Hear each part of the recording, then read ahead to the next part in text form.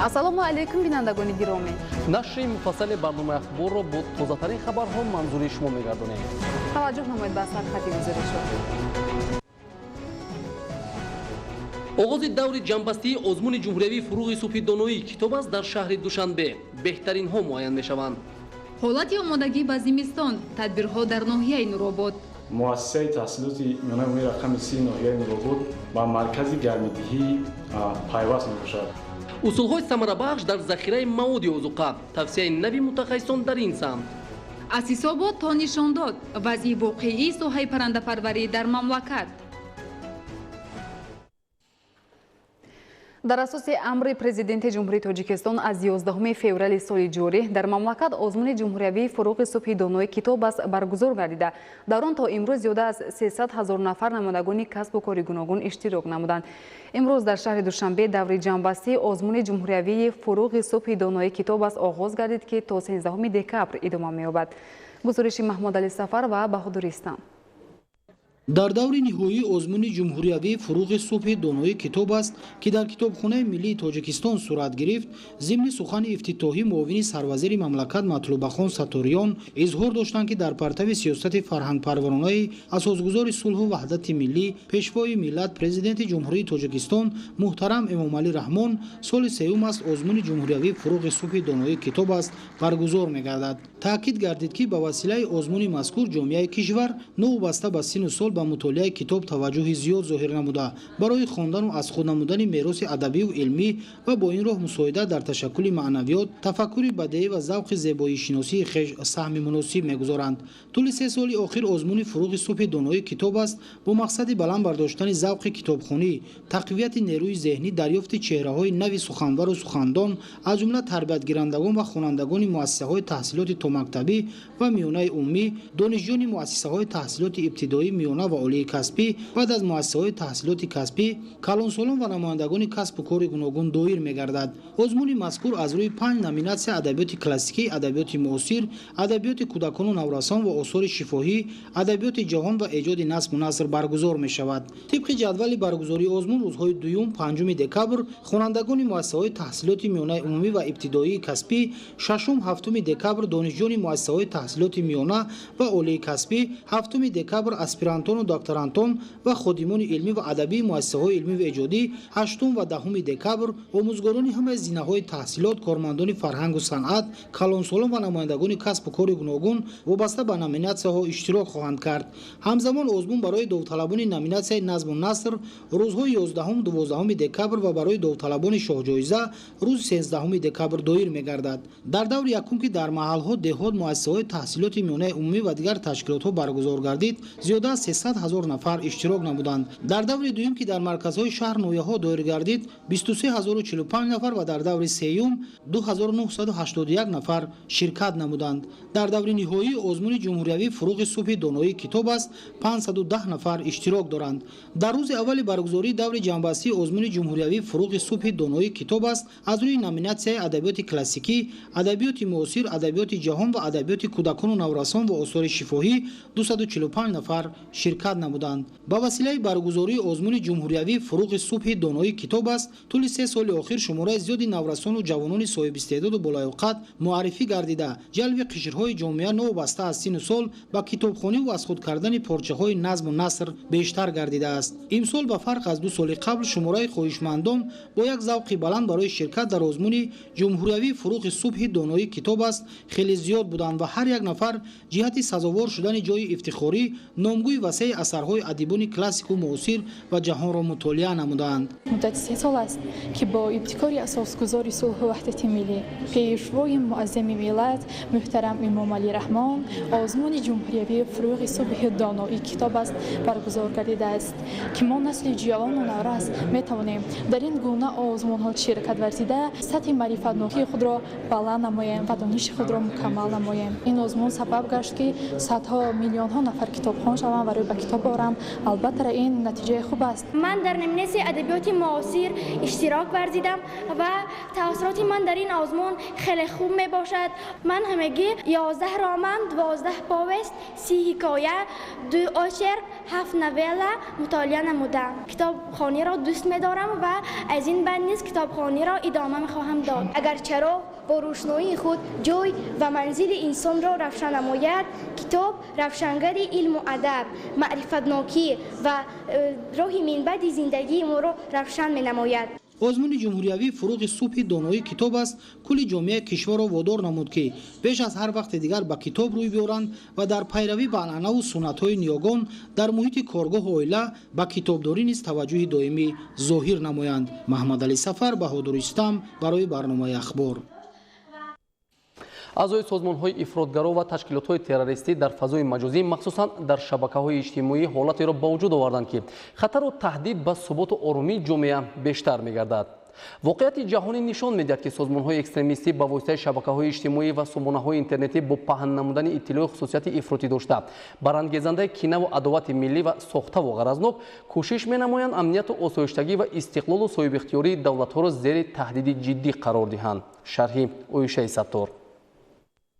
дуруст аст ки асри 21-ро бидуни интернет тасаввур кардан ғайриимкон аст, аммо интернет дар ин шабу рӯз ки ҷангҳои иттилоотӣ, бархурди тамаддунҳо, ҷаҳонишавӣ бо суръат ва муҳимтар аз ҳама то рафт мураккаб шудани авзои сиёсии ҷаҳон авҷ мегирад, фарҳанги баланди истифодабариро талаб мекунад. дар шабакаҳои иҷтимоӣ гурӯҳҳое ҳузур доранд ки бо пахши видеороликҳо ва намоишҳои дигар бо бадном кардани шахсиятҳои алоҳида мехоҳанд нуфуз ва доираҳои худро аз ҳисоби нафарони камсавод, зудбовар ва хурофотпараст ва се намуда ҷомеаро ноором созанд ва ба ин васила аз хоҷагонашон маблағ ба даст биёранд. истифодаи барзиёди интернет албатта чигунае ки истифодаи ғизо, хӯрок ё истифодаи ҳама намуд чизҳое ки мо барзиёд истифода мебарем бар зарари худи шахс мешавад, интернет ҳам низ ба мисли ҳамонҳо аст. мо агар дар маврид яъне ки мо донем ки кадом дар рӯзе чанд соат чанд дақиқа истифода барем интернета ва худ огоҳ бошем, албатта ин зарар намерасонад. ва ҳар вақте ки мо соатҳои зиёд дар интернет шиштем, дар интернет гӯед ки сайр кардем ва маълумот як тараф мемонад, ба чизҳои дигар дода мешавем ва албатта ин бар зиёд истифодабарӣ мешавад ва зарар дорад. мо бояд кӯшиш кунем ки ҳар он чизе ки ба мо зарур аст, ҳар он чизе ки дар кор аст, ҳамон маълумотро гирему ва аз он тез бароем.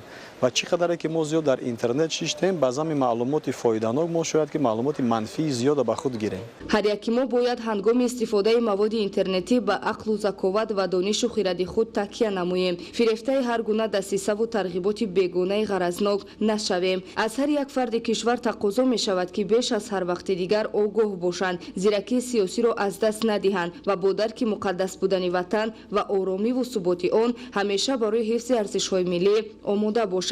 истифодабарандагони интернет пеш аз ҳама бояд ки тафаккури интиқодӣ дошта бошанд.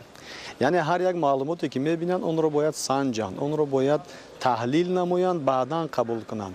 ва аз сабаби он ки дар худи шахс тафаккури интиқодӣ нест, бештари вақт ҷавонҳои мо дода мешаванд ба ҳамон чиз, ба ҳамон гурӯҳҳои ифротӣ асту саҳифаҳои ифротӣ аст, ба онҳо шомил мешаванд, дода мешаванд ва ҳар он чизе ки вайҳо мегӯянду менависанду пахш мекунанд, онро ҳамчунон қабул мекунанд. ба ҳамин хотир бояд ки аввал шахс пеш аз истифодабарии интернет фарҳанги онро омӯзад, фарҳангашро бояд донад, яъне тафаккури интиқодӣ бояд дошта бошад. тафаккури интиқодӣ дар шахс чӣ гуна пайдо мешавад? бо мутолиаи китоб. мо агар китоб мутолиа накунем, китоби бадеӣ махсусан мутолиа накунем, дар мо ин чиз пайдо намешавад ва мо яъне ки он ҳалолро аз ҳаром гӯё ки фарқ кардан наметавонем ва ҳар он чизе ки ҳаст ҳамон хел қабул мекунем. мо бояд дуруст дарк намоем ки муттаҳидӣ атрофи андешаҳои миллӣ ва садоқат ба ватану миллати худ рисолати пурифтихори шаҳрвандии мост. на танҳо барои ҷавонон, барои ҳамаи мардум саводи расонаиро омӯхтан дар кор. саводи расонаӣ барои шахс мефаҳмонад ки интернетро истифода барем ё набарем, дар кадом маврид истифода барем, аз он чияшро гирем ва чияшро нагирем. дар дигар ҷумҳуриҳо аз мактабҳои миёна аллакай шурӯъ кардаанд фаҳмонидани мардумро ба саводи расонаӣ, донишҷӯёнро, талабагонро. ва дар мо ақаллан мо агар дар донишгоҳу донишкадаҳо ҳамин чизро ба роҳ монем, фикр мекунам хеле беҳтару хубтар мешавад ва барои ояндаи ҳамон ҷавоно, барои Тоҷикистон низ муфид мешавад. дар воқеъ имрӯз мубориза ба муқобили ифродгароӣ ва терроризм бояд дастаҷамъона сурат гирад. албатта ҳамовозӣ дар муқовимат бо ифродгароӣ омили асосии ҳифзи суботу оромӣ ва василаи таъмини амнияти миллӣ аст. пас имрӯз ҳар яке аз моро зарур аст ки дар ҳифз ва таҳкими истиқлолу озодӣ ва ҳимояи манфиатҳои миллии тоҷикистон ки қарзи шаҳрвандии мост бештар фаъолнокӣ зоҳир намоем ва тавонем ки барои наслҳои оянда давлати рушдкарда бо субот ва соҳиб ихтиёрро ба мерос гузорем. Ойшаи Саттор, Фирӯзи Мусо, Ахбор. имрӯз дар шаҳри Душанбе конфронс дар мавзӯи стратегияи фарогирии молиявии Тоҷикистон барои солҳои 2021-2025 баргузор гардид.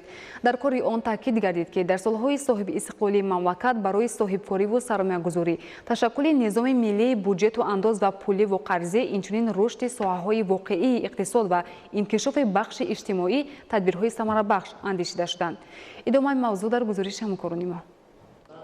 дар рафти кори конфронс гуфта шуд ки бо мақсади татбиқи амалии дастуру супоришҳо аз паёми президенти ҷумҳурии Тоҷикистон ба Маҷлиси Олӣ аз 26 декабри соли 2018 ҷиҳати баландбардоштани сатҳу сифати хизматрасонии бонкӣ ва пешниҳоди қарзҳои дастрасу босифат, баландбардоштани савияи касбии кормандони низоми бонкӣ ва мусоидат ба рушди иқтисодиёти рақамӣ соли 2019 бо қарори ҳукумати ҷумҳурии Тоҷикистон барои таҳия ва коркарди лоиҳаи стратегияи миллии фарогирии молиявии ҷумҳурии Тоҷикистон барои солҳои 2021-2025 бо иштироки вазорату идораҳои дахлдор аз ҷумла Бонки Миллии Тоҷикистон, Корпоратсияи байналмилалии молиявӣ, бахшҳои молиявию бонкӣ, ассотсиатсияҳои тиҷоратӣ ва дигар ташкилотҳо, гурӯҳҳои кории байниидоравӣ таъсис дода шуд, зеро дар шароити имрӯза масъалаи фарогирии молиявӣ ниҳоят муҳим арзёбӣ мегардад. аз ин лиҳоз масъалаи фарогирии молиявӣ ва баландбардоштани сатҳи дастрасӣ ба хизматрасониҳои молиявӣ ба аҳолӣ ва муштариёни бонкҳо имкон фароҳам меоварад ки фаъолияти соҳибкорӣ аз ҷумла бахши хусусӣ рушд ёфта сатҳи зиндагӣ дар кишвар беҳтар гардад.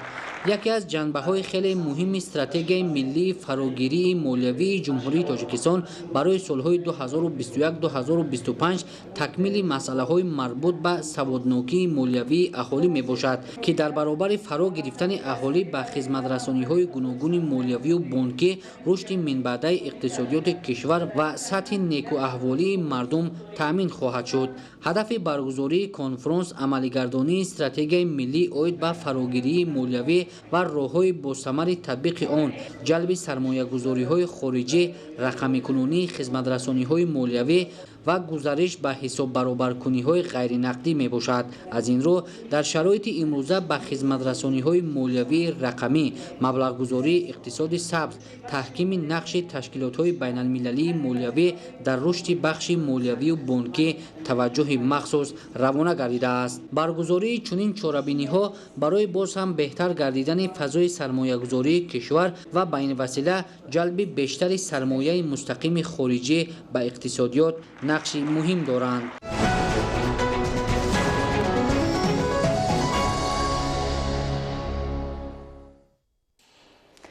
истифодаи мақсадноки замин омили муҳими рушд буда. дар ин самт ба минтақаи сабз табдил додан чун ҳадафи мақсаднок пеш гирифта шудааст. дар робита ба пешгирии қонунвайронкуниҳо дар истифодаи замин дар асоси нақшаҳои амал тадбирҳои муассир андешида мешаванд. гузориши Гулчеҳраи Саттор.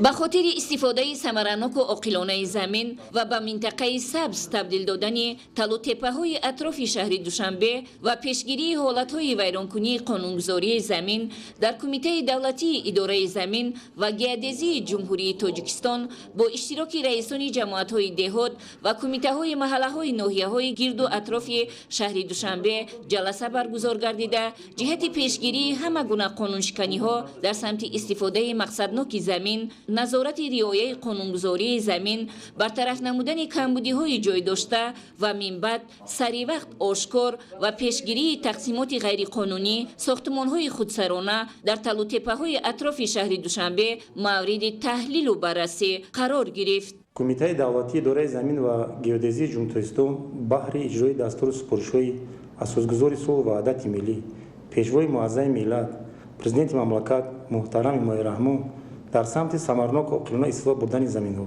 пешгирӣ ошкор чорандешӣ ва бартараф намудани ҳолатҳои вайронкунии қонунгузории замин тамоми чораҳои заруриро андешида истодааст. то давраи ҳисоботӣ аз ҷониби кумитаи давлатӣ ва мақомоти он дар маҳал 10 000 ҳолатҳои вайронкунии қонунгузории замин ошкор намуда нисбати 8931 ҳолатҳо парвандаҳои маъмурӣ тартиб дода шуда ба маблағи зиёда аз 4.5 миллион сомонӣ қарори ҷаримаи қабул карда шудааст. инчунин аз ҷониби кумитаи давлатӣ ва мақомоти он дар маҳал 7351 ҳолатҳои вайронкунии қонунгузории замин бартараф карда шудаанд. бунёди бо охои нав ва назорати дуруст дар якҷоягӣ бо дигар мақомот имкон медиҳад ки ин талу теппаҳо сабзу хӯрам гардида бо ин васила вазъи экологӣ низ беҳтару хубтар шавад. дар ҷамоатҳои деҳоти чорякорону чортеппаи ноҳияи рӯдакӣ айни замон 21 гектар бо охои нав бунёд гардида ҳама гуна сохтмонҳои ғайриқонунӣ дар ин талу теппаҳо ки таъиноташон кишоварзӣ аст дар якҷоягӣ бо мақомоти прокуратура пешгирию бартараф мегардад. кормандони кумитаи идораи замини ноҳияи рӯдакӣ бо мутахассисони корхонаи давлатии фарӣ ба қайдгирии молу мулки ғайримаъқул дар ноҳияи рӯдакӣ барои пешгирӣ намудан ва бартарафсозии қонунвайронкуниҳо дар самти мақсаднок истифодабарии заминҳое ки дар талу теппаҳои ҷамоатҳои деҳоти чортеппа ва чорякорини ноҳия ҳастанд кӯшиш менамоям ки корҳои назоратиро пурзӯр намуда ҷиҳати бартараф намудани қонуншиканиҳое ки солҳои пеш буданд онҳоро ба ҳолати аввала баргардонда кӯшиш менамоем ки дар ин талу теппаҳо барои бунёди боғҳо хочагиҳои деҳқонӣ таъсис диҳем. айни замон ҳозир зиёда аз 20 гектар ба 13 адад хоҷагиҳои деҳқонӣ мо замин додем ба шаҳрвандон ки дар ин талу теппаҳо боғ бунёд намоянд. бурдани корҳои тарғиботӣ аз ҷониби раисони маҳалла муҳандис заминсозон ва кумитаҳои идораи замину корхонаҳои давлатии фаръӣ ба қайдгирии молу мулки ғайриманқули ноҳияҳои варзобу рӯдакӣ ба он мусоидат мекунад ки истифодаи ғайримақсадноки замин саривақт пешгирӣ ошкор ва бартараф гардад зеро замин моликияти истисноии давлат буда истифодаи самарабахши он ба манфиати халқ нигаронида шудаасту тибқи муқаррарот ҷудо намудану аз рӯи таъинот истифода бурданаш зери назорати қатъӣ гирифта шудааст. дар шаҳру ноҳияҳои вилояти суғ дар самти захираи маводи озуқа таҷриба ва имконияти мавҷуда васеъ истифода мешавад. маҳсулот дар амборҳо ва сардхонаҳо захира карда шуда инчунин ҳар оила низ захираи маҳсулот доранд. дар самти захира намудани маҳсулот ва нигоҳдории сифати он ба риояи қоидаву усулҳо бояд диққати асосӣ дода шавад. гузориши равзали раҳмон ва илёси бобоҷон. захираи маҳсулоти кишоварзӣ дигар маводи озуқа дар амборҳо сардхона ва дар хона ҳар оила асоси таъминот дар фасли зимистон аввали баҳор ва давраҳои минбаъда буда дар захира тарзу усул ва анъана истифода мешавад. маҳсулоти озуқаворӣ дар асоси талаботи бозори истеъмолӣ таъмини озуқаи ғизонок дар ҳамаи фаслҳои сол ҳамарӯза ва талабот ба озуқавории аввалин дараҷа захира карда мешавад. барои захира кардан дар хоҷагиҳои кишоварзӣ ҳамчунин дар заминҳои хоҷагиҳои ёрирасони шахсӣ заминҳои президентӣ қитъаҳои назди ҳавлигии аҳолӣ маҳсулот истеҳсол мегардад ва имрӯз истеҳсоли маҳсулот зиёд аст. дар маҷмӯъ беш аз 20 номгӯи наву намуди маводи озуқаро захира кардан мумкин аст ва зарур аст.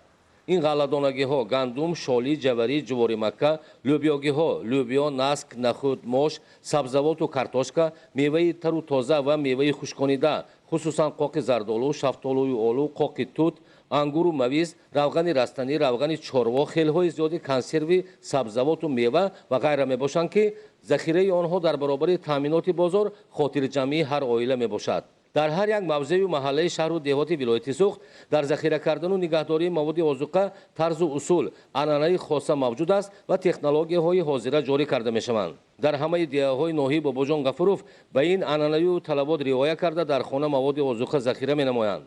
барои ҳаҷми калони захира беш аз 20 сардхона ва амборҳои калон низ истифода мешаванд.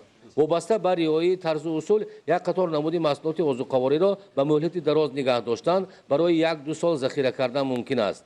дар деҳаҳои хистеварз зарзамин исфисору унҷи шайхбурҳону кулангир рӯмону ғозиён ёва анъанаҳои хосаи нигаҳдории ғалла мавҷуд аст. агар дар ин сандуқҳо мо ғалларо нигоҳ дорем якчанд солҳо сифати худро гум намекунад хуб меистад.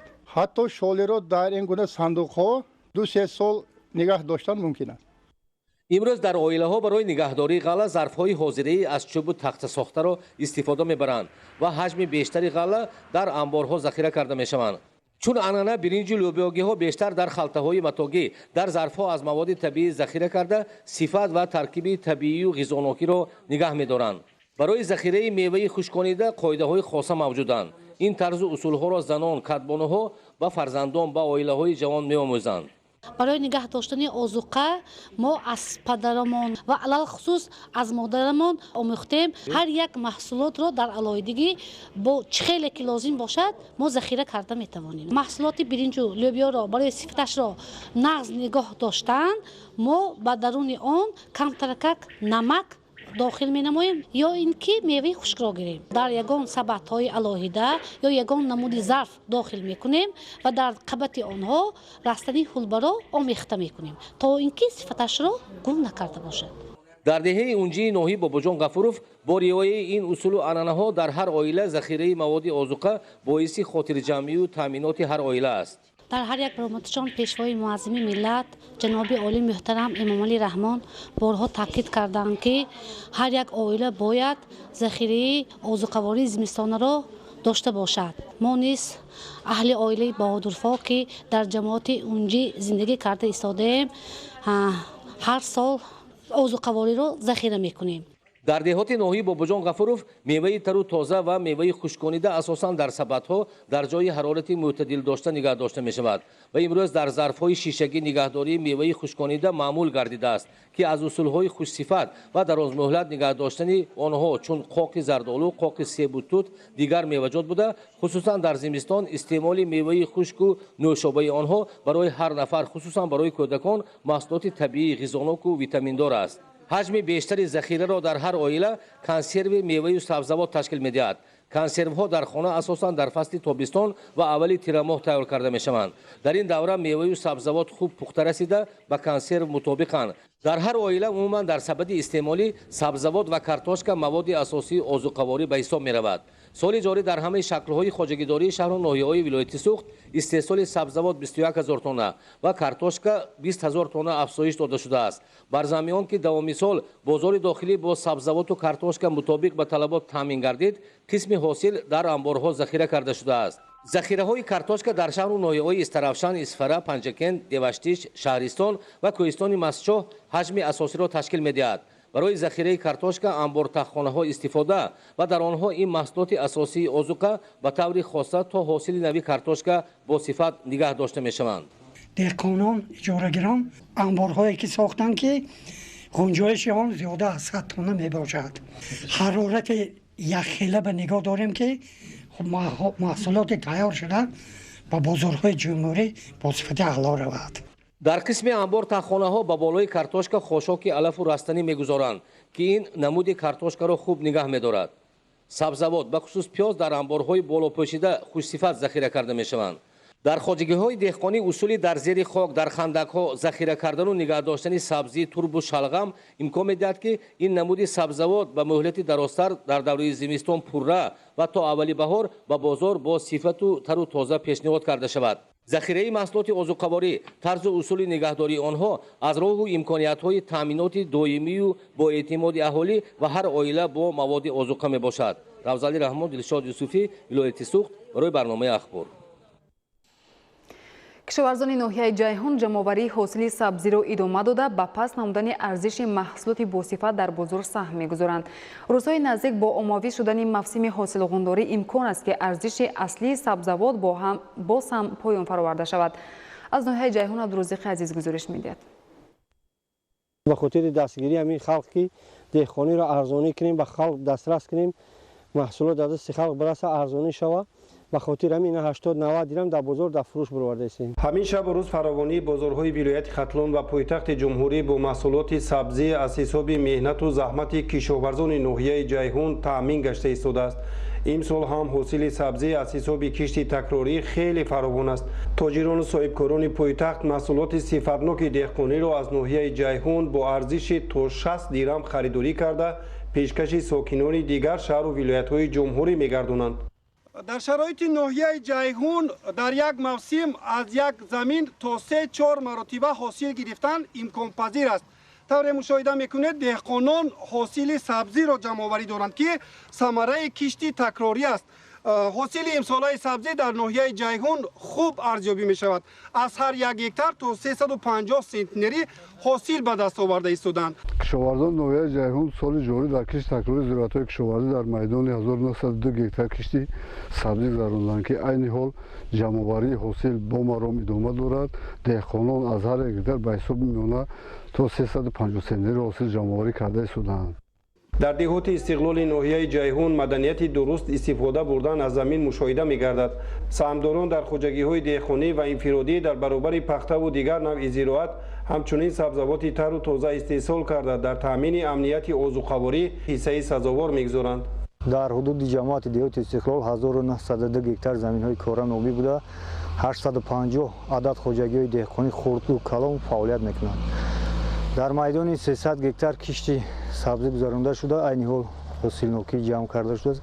дар майдони 802 гектар кишти сабзавот аз ҷумла пиёз гузаронда шудааст. сифатнок парвариш ёфтани маҳсулот дар ноҳияи ҷайҳун ба обу таркиби хоки ин ноҳияи нисбатан гарм марбутӣ дорад ва ҳам сокинонаш маҳз бо истифодаи мақсадноки замин даромади бештар ба даст меоранд ва сатҳи зиндагии худро беҳтару хубтар менамоянд. ба ҳамин васила чунин кори деҳқонӣ омили таъсиси ҷойҳои кор мегардад. дар ҳудуди деҳоти ваҳдати миллӣ садҳо нафар сокинони маҳаллӣ ба ҷудо кардани пиёз аз алафҳои бегона машғуланд ва ҳар рӯз музди меҳнат ба даст меоранд. аз рушди пешаи деҳқонӣ ва кори мавсимӣ қаноатмандӣ мекунанд. масоати кишти пиёз ҳам дар қиёс бо соли гузашта васеъ карда шуд. акнун давоми қариб то 9 моҳ зироатро нигоҳубин карда нахустинҳо шуда анвои ғизоии тозаву безарарро пешкаши бозор мегардонанд. истеҳсоли пиёз ҳам дар ноҳияи ҷайҳун тамоили афзоиш дорад. нақшаи содироти маҳсулоти вилояти хатлон аз ҳисоби ноҳияи ҷайҳун бештар пурра мегардад. ҳамин шабу рӯз хоҷагидорон ба шаклдарории боғу тогзорро шурӯъ карда барои сифатнокии ҳосили меваи минбаъда замина фароҳам меоранд. дар ноҳия дар майдони 1080 гектар боғҳои мевадиҳанда парвариш меёбанд. чихеле ки шумо дар наворҳо мебинед, буриши санитарии боғҳо оғоз гардидааст. айни ҳол тамоми дарахтони ҳосилдиҳанда дар ҳолати оромиш мебошанд ва ин муҳлат яке аз муҳлатҳои беҳтарини буридани ин намуди дарахтон мебошад. ҷумҳурии тоҷикистон бо истифода аз имтиёзҳои давлатӣ ва амалисозии барномаҳои муҳими рушд дар соҳаи паррандапарварӣ ба муваффақиятҳои назаррас ноил гардида бозори истеъмолиро пурра бо маҳсулоти худ амин менамояд. ҳоло дар ҷумҳурии тоҷикистон беш аз 200 корхонаи паррандапарварӣ мавҷуд аст ки дар таъмини аҳолӣ бо гӯшту тухми мурғ саҳм мегузоранд. идомаи мавзӯъ дар таҳияи Нуриддини Қурбон. ҳоло дар ҳама шаклҳои хоҷагидории ҷумҳурӣ наздики 11 миллион сар парранда парвариш меёбад ки саршумори он нисбат ба ҳамин давраи соли гузашта афзоиш ёфтааст. рушди соҳаи паррандапарварӣ дар мамлакат дар заминаи дастгирии ҳукумати ҷумҳурии тоҷикистон таъмин гардид. дар 10 моҳи соли 2021 дар ҷумҳурӣ 833.6 миллион дона тухм истеҳсол карда шудааст ки нисбат ба соли гузашта бештар мебошад ки ин нишондод аз пешрафти дарак медиҳад. дар ҷумҳурии тоҷикистон ба рушди соҳаи паррандапарварӣ афзалияти бештар дода шуда ҳукумати мамлакат ҷиҳати бунёди корхонаҳои нави паррандапарварӣ, зиёд намудани саршумор, афзоиш додани ҳаҷми истеҳсоли тухм ва гӯшти мурғ имтиёзу сабукиҳои зиёдро ҷорӣ намудааст. корхонаҳои паррандапарварӣ аз ҳама намуди андоз ва боҷи гумрукӣ озод гардиданд.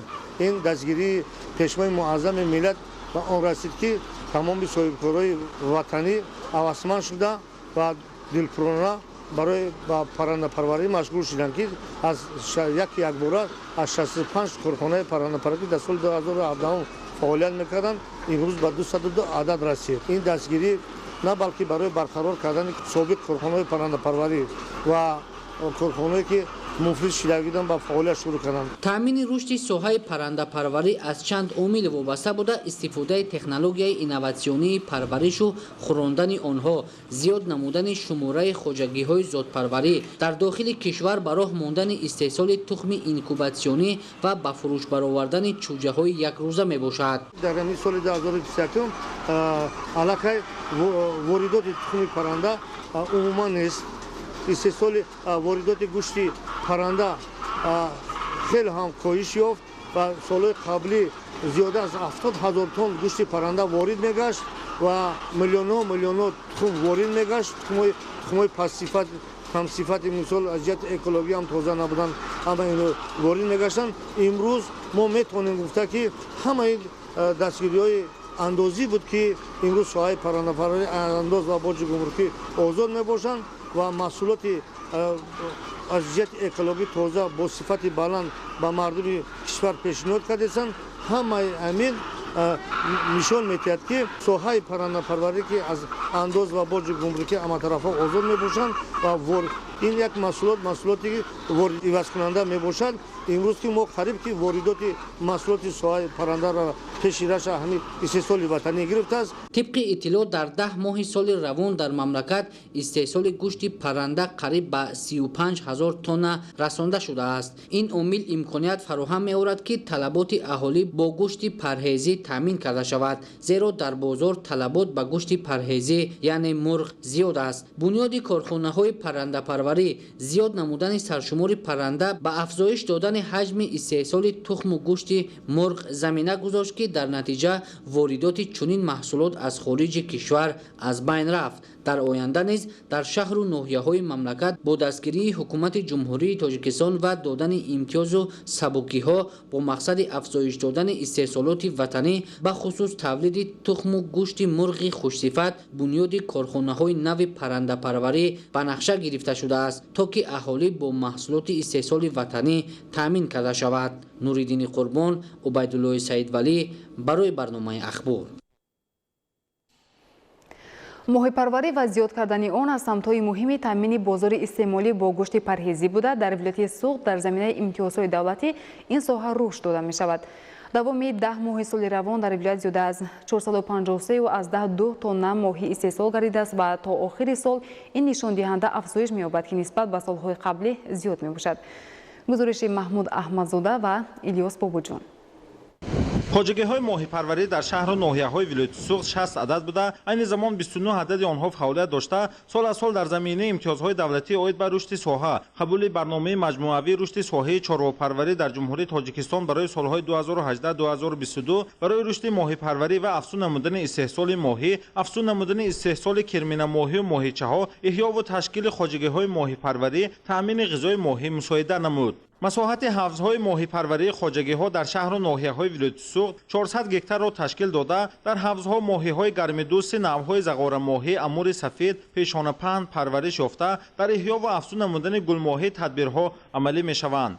تأسیس خواجگی گل ماهی پروری جمعیت دارای مسئولیتش محدود کارپرست ماهی تاجیک در مورد دهمای ناحیه جبار رسولوف اقدام نخستین می-باشد. با روانه نمودن مبلغ‌های کارپرست ماهی تاجیک در مدت 6 ماه 21 عدد حوض‌های ماهی پروری با توصیه عالمان و متخصصان ساحه با آموزش اقلیم، وضع هیدرولوژی و دیگر عوامل خصوصیت‌های برای گل ماهی مطابق در مساحت نیم گکتار در اینجا ساخته شده است که اقتدار سالانه پرورش گل ماهی برای استحصال 100 تن گوشت ماهی می-باشد. 2-3 سال آخر در ولایت یک چند خواجگی ماهی پروری تشکیل کرده شد. در ناحیه اش خواجگی ماهی پروری جدیمه رخشانه از طرف کارپراسیون ماهی تاجیک یک چند کارخانه‌های ماهی پروری در ولایت تشکیل کرده شد که خواجگی ماهی پروری خبره در شهر کانی بادام، خواجگی ماهی پروری فریل که در ناحیه جبار رسولوف سال گذشته به افتتاح داده شد. همه ساله از طرف کارخانه‌های ماهی پروری زیاده از 800-900 تن ماهی استحصال کرده می شود. تصمیم گرفتیم که در سالهای آینده از طرف کارپراسیون ماهی تاجیک در ناحیه اش باز یک خواجگی ماهی پروری که ماهی پروری کلان تشکیل کرده شود و برای تشکیل کردن این حاضر از طرف متخصصان و از طرف کارپراسیون ماهی تاجیک کاربری رفته شده است. عالمان ساحه در رشد ماهی پروری افزون نمودن ماهی‌های انواع گرم‌دوست، زغار ماهی، امور سفید، پیشانه پهن و گل ماهی را توصیه می‌دهند که در این سمت استفاده آب انبارها ضرور می‌باشد. سال جاری در ولایت از طرف جمعیت دارای مسئولیتش محدود کارپراسیون ماهی تاجیک نزدیک 16 میلیون ماهیچه‌ها از اینکوباسیا استحصال کرده شده است.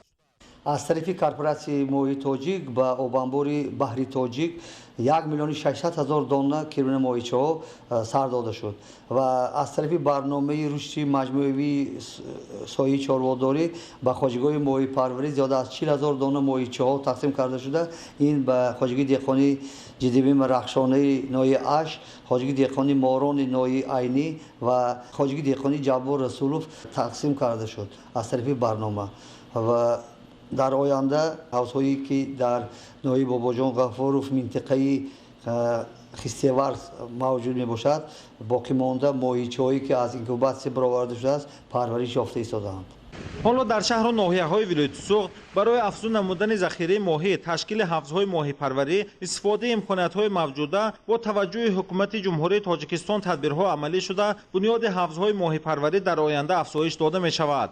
давоми 10 моҳи соли равон дар вилоят зиёда аз 453 тонна моҳӣ истеҳсол гардидааст ва то охири сол ин нишондод афзоиш меёбад. маҳмуд аҳмадзода, илёси бобоҷон, вилояти суғд барои барномаи ахбор. шарҳи мавзӯи дигар. норасоии китобҳои дарсӣ, вазъи ногувори синфхонаҳои компютерӣ, давомоти сусти хонандагон дар дарсҳо ва дигар камбудиву норасоиҳо дар фаъолияти соҳаи маорифи ноҳияи ҷайҳун аз мушкилиҳои ҳалталабе ба ҳисоб мерафт ки чанде пеш ин мавзӯи доғи соҳаи тавассути телевизиони Тоҷикистон инъикос гардида буд. баъди пахши гузориш дар ин самт масъулони соҳаи маорифи ноҳия барои бартараф намудани мушкилиҳои ҷой дошта чораҳои мушаххасро роҳандозӣ намуданд. идомаи мавзӯъ дар гузориши Худойдоди Раҷаб ва Искандари Саид. таъмини китобҳои дарсӣ, муҷаҳҳазгардонии синфхонаҳои технологияи иттилоотӣ ва баланд бардоштани сатҳи таълиму тарбия аз масъалаҳои муҳими арзёбӣ мегарданд, ки ҳамеша мавриди таваҷҷӯҳу дастгирии ҳукумати мамлакат қарор дорад. баъди пахши гузориш оид ба камбудиву мушкилиҳо дар самти таъмини китобҳои фанӣ, фаъолияти синфхонаҳои компютерӣ ва вазъи давомоти толибилмон ба дарсҳо дар муассисаҳои таълимии ноҳияи ҷайҳун масъулон вокуниш нишон дода, баҳри бартараф намудани камбудиҳои ҷойдошта чораҳои ҷиддӣ андешида истоданд. аз ҷумла дар ин муддат ба китобхонаҳои назди муассисаҳои таълимии ноҳия як теъдоди китобҳои тозанашр дастрас гардид. камбудиҳое ки дар соҳаи маориф дар самти китобҳои дарсӣ буданд дар муассисаҳои таълимии ноҳия, ин норасоиҳо пас аз пахши наворҳои телевизиони Тоҷикистон ба мо китобҳои дарсӣ ба миқдори 10788 нусха китобҳои дарсӣ ворид гардида ва ин китобҳои ворид гардида ба муассисаҳои таълимӣ дастрас карда шудаастанд ва айни ҳол бошад хонандагон ба китобҳои дарсӣ, норасои китобҳои дарсӣ буданд таъмин карда шудааст. аз мушоҳидаҳо бармеояд ки тӯли як моҳи охир масъулони соҳаи маориф дар ноҳияи ҷайҳун дар баробари таъмини мактабҳо бо китобҳои фанӣ ҳамчунин давомоти хонандагонро зери назорати ҷиддӣ гирифтаанд, тавре ки Мафтуна Менгиқулова, хонандаи синфи 11-уми муассисаи таҳсилоти миёнаи умумии рақами 30 иброз медорад, баъди бартараф намудани норасоии китоб шавқи толибилмон ба таҳсил бештар гардидааст. баъд аз пахши гузариши телевизионӣ камбудиҳое ки дар муассисаи мо дида мешид, норасои китобҳои дарсӣ бадеӣ онҳо бартараф шуданд ва китобҳои дарсӣ мо дастрас шуданд ба ин муассиса ворид гардиданд ва мо хонандагон ба дарсҳо омода мешавем. ҳамчунин дар ин муддат аз ҷониби мутахассисону масъулони соҳа ҷиҳати таъмиру барқарорсозии синфхонаҳои компютерӣ тадбирҳои мушаххас андешида шудааст. ба гуфтаи масъулони бахши технологияи иттилоотии шуъбаи маорифи ноҳия, дар муддати кӯтоҳ камбудиҳои дар ин самт ҷойдоштаро бартараф намуда, то имрӯз беш аз 50 ҷуфт компютерҳоро аз таъмир бароварданд ва ният доранд ки дар ояндаи наздик норасоии компютерҳоро дар муассисаҳои таълимӣ пурра бартараф созанд. норасогии компютерҳо ва компютерҳое ки таъмирталаб буданд, аз онҳо мо 50 ташро бурда ба маркази технологии вилоят ба таъмир додем, ки то ин ки таъмир шаванду ба хонандагон дастрас шаванд. мо инчунин марҳила ба марҳила кӯшиш мекунем ки ин камбудиҳо камтар шаванд, то ин ки хонандагон аз фанни технологияи информатсионӣ бархурдор бошанд. бино ба иттилои масъулони соҳа, дар соли ҷорӣ аз ҷониби мақомоти маҳаллии ноҳияи ҷайҳун 45 ҷуфт компютерҳо харидорӣ шуда, ҳамзамон баҳри пурра намудани муассисаҳои таълимӣ бо технологияи муосир тадбирҳои иловагӣ андешида мешавад.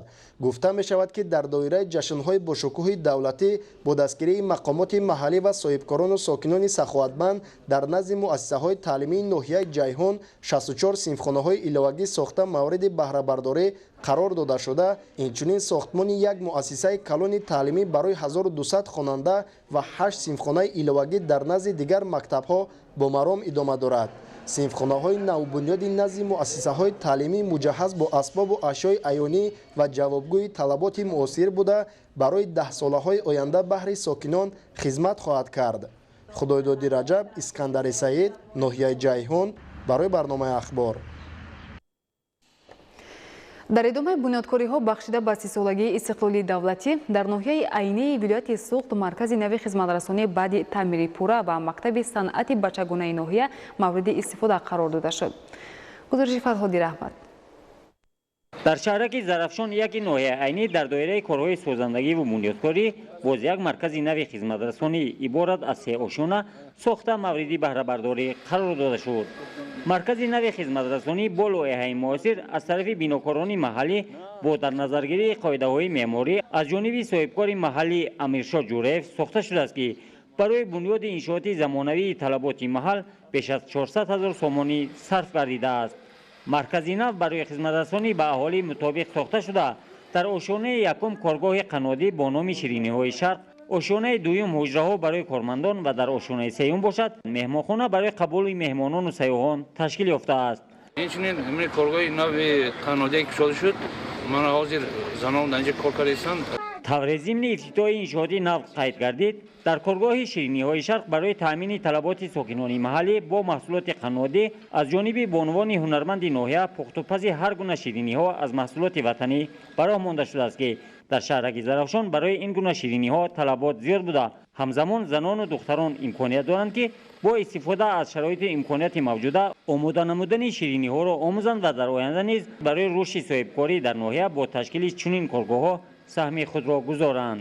шукри соҳибистиқлолии давлат ки мо бонувон дар хона бекор нанишаста омода дар ин сехи қаннодӣ пухтупазҳо карда ба бозорҳои маҳаллию мағозаҳоамон пешкаш намуда аз ин ҳисоб рӯзгори худро пеш мебарем. ҳоло дар маркази нави хизматрасонӣ дар марҳилаи аввал 6 нафар сокинон бо шуғли доимӣ фаро гирифта шуда дар оянда сафи кормандон афзоиш меёбад. дар ошонаи дуюму сеюм ҳуҷраҳои кории кормандон ва меҳмонхона барои меҳмонону сайёҳон шароити ҷавобгӯи талаботи замони муосир фароҳам оварда шудааст ки ин тадбир дар заминаи рушди солҳои деҳот, сайёҳӣ ва ҳунарҳои мардумӣ амалӣ шуда нишонаи марҳила ба марҳила татбиқи барномаи пешрафти рушди деҳот ва соҳаи сайёҳиро ифода менамояд. дар баробари бунёд ва ба истифодадиҳии марказҳои хизматрасонӣ дар ноҳияи айнӣ ба рушди санъат низ таваҷҷӯҳи хоса равона карда шудааст. дар ин рӯз намояндагони мақомоти иҷроияи ҳокимияти давлатии ноҳияи айнӣ аз шароити мактаби санъат, рафти омӯзиши ҳавасмандони мусиқӣ ва фаъолияти устодони муассиса шинос шуданд. мактаби санъати бачагонаи рақами 2 шаҳраки Зарафшон номи шоир Нозимҷон Нозимиро гирифтааст. чавқмандони санъати мусиқии наврасон дар ин макон нозикиҳои санъату ҳунарро меомӯзанд ва дар ин ҷо барои омода кардани тарбиятгирандагон ба озмунҳои ҷумҳуриявӣ чун Тоҷикистон ватани азизи ман омодагӣ мегиранд. шӯъбаи овозхонӣ, шӯъбаи най, шӯъбаи рассомӣ, дӯзандаҳо ҳастанд. инҷа бо компютерӣ ҳаст. шогирдони мо 233 нафар фаъолият мекунанд.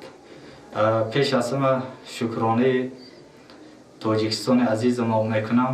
шукронаи сарвари давлата мо мекунам ки ман ҳамин шароитҳоро ҳозир ба шогирдои мо муҳайё кардам. дар идомаи корҳои ободонӣ бахшида ба 30-солагии истиқлоли кишвар бинои мактаб, толор ва синфхонаҳо аз ҷониби оилаи Нозимовҳо пурра таъмиру барқарор карда шудааст ки барои омӯзиш шароити лозима фароҳам гардид. дар доираи истиқлолият ва солҳои рушди деҳот мо тасмим гирифтем ки бародарон чунин иқдомҳои некро кунем ва мана имрӯз ҳамаи атрофи ин бино обод карда шуд ва бори дигар миннатдории худро ба роҳбарони ҷумҳурӣ мерасонам. зикр кардид ки ин имкониятҳо ба он мусоидат менамояд ки шавқмандони санъати мусиқӣ дар офаридани мусиқиҳои дилнишин, рушди ҳунарҳои миллӣ, қироати шеъру таронаҳои ашъори адибони тоҷик, ғояҳои ватандӯстӣ, сулҳу ҳамдилиро тарғиб намоянд. ҳамчунин дар ин рӯз барномаи рангини фарҳангие ки аз ҷониби тарбиятгарандагони мактаби санъат омода гардида буд ба ҷамъомадагон пешкаш шуд ки писанди ҳамагон гардид. در ناحیه نوروباد برای زمستانگذرانی ذخیره نمودن انگشت و دیگر مواد سوزشواری نقشه مشخص طرحریزی شده است. در اساس آن با استفاده از مبلغ‌های جدا شده در نزد مؤسسه‌های تندرستی، تعلیمی و فرهنگی با قدر کافی انگشت ذخیره کرده شد. گزارش دیگولی محمود از ناحیه نوروباد. کارخانه منطقوی دعاشانه جماعت دهات سفید چشمه از مرکز ماموری ناحیه نوروباد در مسافه 36 کیلومتر دور جایگیر بوده برای سکت بستری پیش بینی شده است. این است که برای فعالیت با نظام کارمندان طبی بیمارخانه در فصل زمستان بیش از 8 تن انگشت ذخیره شده است تا شبکه گرمدهی به طور معتدل کار کند، زیرا در این دهات دوردست علاقه سردی ها فرا رسیده است. بنگاه طبی دهه کلنظر برای 2244 نفر اهالی خدمت می‌رساند. در این مؤسسه تندرستی 3 نفر طبیبان به اهالی خدمت رسانیده برای دوره زمستان 3 تن انگشت و دیگر نمود سوزشواری ذخیره شده است تا دوره زمستان بنا به گرمی تامین کرده شود. از بنیاد بینای دعاشانه مؤسسه تعلیمی دهه یک بره قریب 3 سال سپری می شود. با بنیاد بینای تعلیمی و صنفخانه های زمانوی برای تامین گرمدهی در فصل زمستان متخصصان شبکه علاهده گرمدهی نصب کردند تا نیروی برق صرف گردیده بوخانه با انگشت فعالیت نماید. مؤسسه تحصیلاتی میانه عمومی رقم 30 ناحیه نوروباد دارای 10 صنفخانه بوده و مرکز گرمدهی پیوست می باشد و این مرکز گرمدهی برای دوره زمستان ما از حساب مبلغ‌های بودجتی 10-11 تن انگشت و 7 متر مکعب ازوم ذخیره نمودیم که این برای گذراندن دوره زمستان بسنده می باشد. بینای مؤسسه تعلیمی دهه الفت‌آباد از 22 صنفخانه و کابینت‌های فنی عبارت بوده. در این مکان دانش آموزی 505 نفر خواننده در 2 بست تحصیل دارند. این است که برای دوره زمستان گذرانی 19 تن انگشت ذخیره کرده شده است تا فعالیت با نظام شبکه گرمدهی پورا تامین کرده شود. در بنگاه طبی دهه باشد 3 نفر طبیبان عائلوی به 2511 نفر اهالی خدمت می‌رسانند که برای دوره زمستان قریب 3 تن انگشت و دیگر نمود سوزشواری موجود می باشد. از روی معلومات ستاد زمستانگذرانی ناحیه نوروباد برای فعالیت با نظام 157 عدد مؤسسه های تعلیمی و تندرستی و فرهنگ در دوره تیرماه زمستان سالهای 2021-2022 به قدر ضروری انگشت، هیزم و دیگر نمود سوزشواری ذخیره شده است. انگشت اساساً طریق شرطنامه از ناحیه عینی آورده می شود. این است که برای سری وقت خریداری کردن انگشت مبلغ‌های ضروری جدا شده است تا مؤسسه‌های تعلیمی، تندرستی، فرهنگ و تشکیلات و مؤسسه‌ها با سوزشواری تامین کرده شوند. در ناحیه 7 نقطه فروش سوزشواری و گاز مایع فعالیت داشته. از حساب ذخیره آنها طلبات اهالی و مؤسسه‌ها در فصل زمستان با سوزشواری تامین کرده می‌شوند. ایدگولی محمود، دودرجانی میرزازاده برای برنامه اخبار از ناحیه نوروباد. چون دیگر نهادهای اقتصادی و اجتماعی ناحیه دیوشتیچ ولایت سوق جامعه آموزگاران و کارمندان تکنیکی مؤسسه‌های تعلیمی ناحیه نیز برای زمستانگذرانی آمادگی کامل گرفتند. شرح بیشتر در تهیه مضبوط بازده.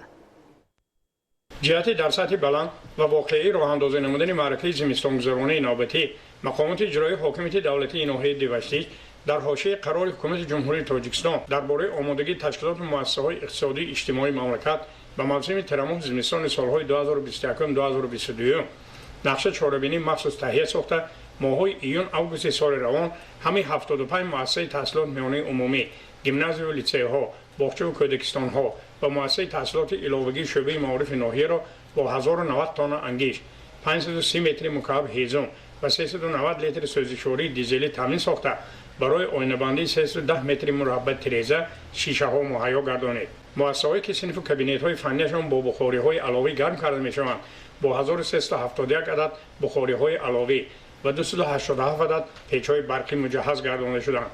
طور اطلاع داده شد دوام سالهای صاحب استقلالی تحت عملی شوی سیاست اجتماعی و معارف پرورانه اساسگذار صلح و وحدت ملی پیشوای ملت پرزیدنت جمهوری تاجیکستان محترم امام الرحمن در ناحیه دیوشتیچ نزدیک 20 بینای انشاءات معاصر و سیراشانه و صنفخانه‌های علاوگی با بخانه‌های زمانه‌ای بنیاد و مورد بهره‌برداری قرار گرفته به سیستم یگانه گرم‌دهی پیوست کرده شدند. این ذکر است که بنابر به مرکز یگانه گرم‌دهی پیوست نمودن انشاءات و بناهای اساسی و یادرسان، صنف و کابینت‌های فنی و دالان و تالارهای 10 مؤسسه تحصیلات میانه عمومی گیمناز دولتی رقم 1 و مرکز تحصیلات علاوگی صرف انگشت و هیزم کاهش یافته خریداری و خراجات مواد سوخت کم گردید. در دو بنای تعلیمی مؤسسه تحصیلات میانه عمومی رقم 6 نزدیک به 900 نفر محصلین و آموزگاران با شکرگزاری از استقلالیت دولتی جمهوری تاجیکستان در صنف و کابینت‌های به سیستم یگانه گرم‌دهی پیوست بوده شغل تعلیم و تدریس دارند. جهت پرثمر پس در نمودن زمستان سالهای 2021-2022 در مؤسسه تعلیمی 23 تن 700 کیلوگرم انگشت سنگ و 8 مکعب متر هیزم خشک ذخیره گردیده است که تا دوره انجامیابی معرکه گرمکنی مکتب بسنده می باشد. از بینای سراشانه مؤسسه تحصیلات میانه عمومی رقم 22 دهه قلعه میرزاباد دو بینای تعلیمی به سیستم یگانه گرم‌دهی پیوست و یک بینای دیگر با بخاری‌های علاوه مجهز بوده آموزگاران خوانندگان دبستان با استفاده از سر و لباس توسعه‌ای از جانب وزارت معارف و علم جمهوری تاجیکستان پیشنهاد گردیده اساس‌های علم دوران صاحب استقلالی می‌آموزند. موسم زمستان امساله را آموزگاران و خوانندگان مؤسسه تحصیلات میانه عمومی رقم 31 دهه شاهان که در مجموع از 410 نفر عبارتند در صنف کابینت‌های فنی با بخاری‌های مجهز و 10 از 7 تن انگشت و 4 از 7 متر مکعب هیزم آغاز نمودند. گذشته از این با اقدام مقامات اجرایی حاکمیت دولتی و شعبه معارف ناحیه جهت در فصل زمستان با خوراک گرم فرا گرفتن محصلین ذهنی تا مکتبی مؤسسه‌های تحصیلات میانه عمومی نقشه چاره‌بینی مشخص تهیه گردیده خردسالان منتظم با مواد غذایی و خوراک و صنفخانه‌های گرم تامین هستند. در مجموع همه 75 مؤسسه تحصیلات میانه عمومی گیمناز و لیسه‌ها باغچه و کودکستان‌ها و مؤسسه تحصیلات علاوگی شعبه معارف ناحیه موسم زمستان را با روح‌بلندی بزرگ در صنف و کابینت‌های فنی ادامه می‌دهند. مضبوط بابازاده از ناحیه دوشتی برای برنامه اخبار. با مقصد بلند برداشتن معرفت حقوقی و پیشگیری شامل‌شوی جوانان ناآگاه به گروه‌های افراطی کارمندان مقامات پروکراتورا در شهر نوحیه با فعالان ملاقات می‌نمایند. گزارش خبرنگاران از شهر وحدت. تروریسم و اکستریمیسم به امنیت سیاره خطرهای فلاکتبار دارد. این نکته در ملاقات کارمندان مقامات پروکراتورای شهر وحدت با فعالان دایره وسیع جوانان و دانشجویان مخصوص تاکید گردید. کارمندان مقامات پروکراتورا از جوانان دعوت به عمل آوردند که به قدر صلح و ثبات، آسایشتگی و آبادی وطن رسند و در زندگی راه درست را انتخاب نمایند. پدر و مادران را لازم است که تعلیم و تربیت فرزندان خویش را درست به راه مانده آنها را در روحیه خودشناسی و خودآگاهی تربیت نمایند. متاسفانه هستند بعضا از جوانانی که از نداشتن دانش کافی دینی و معرفت کامل به فریب و نیرنگ سرکردگان گروه‌های تروریستی زود باور کرده به صف آنها می‌پیوندند. با مقصد اجرای طلبات‌های استراتژی جمهوری تاجیکستان باید به مقاومت با تروریسم و اکستریمیسم برای سالهای 2021-2025 از طرف پروکراتوری شهر وحدت در یکجایی با مقامات‌های حفظ حقوق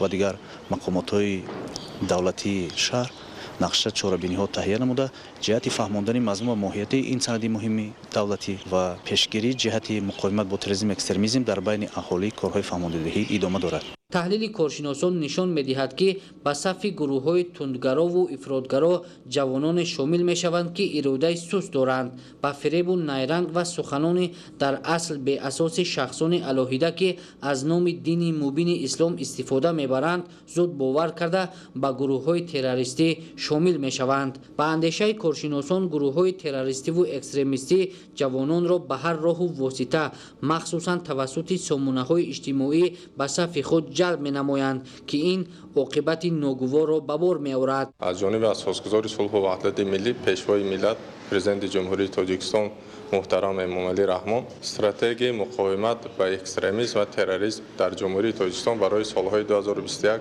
و 2025 قبول گردید. چنین یک واقعه سودمند با اشتراک کارمندان مقامات پروکراتورا در مؤسسه تحصیلات میانه عمومی رقم 71 شهر وحدت گذرانده شد. در واقعه به خوانندگان اوید به از دست ندادن هوشیاری سیاسی سخن رفت. در نتیجه به راه ماندن همکاری زیچ مقامات قدرتی با والدان و اهل جامعه میتواند در پیشگیری کردن بعضا از جوانان ناآگاه به گروه‌های افراطگرا نتیجه натиҷаи мусбат ба бор орад. дар охир миёни иштирокчиён вобаста ба хатару паёмадҳои амалҳои ноҷавонмардонаи гурӯҳҳои террористӣ саволу ҷавоб сурат гирифт. нуриддини қурбон, меҳрӯзи ҷумъа, убайдуллои саидвалӣ барои барномаи ахбу.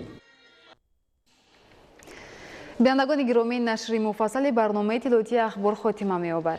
барномаҳои дигари телевизиони Тоҷикистон идома дорад. Бо мо бимонед.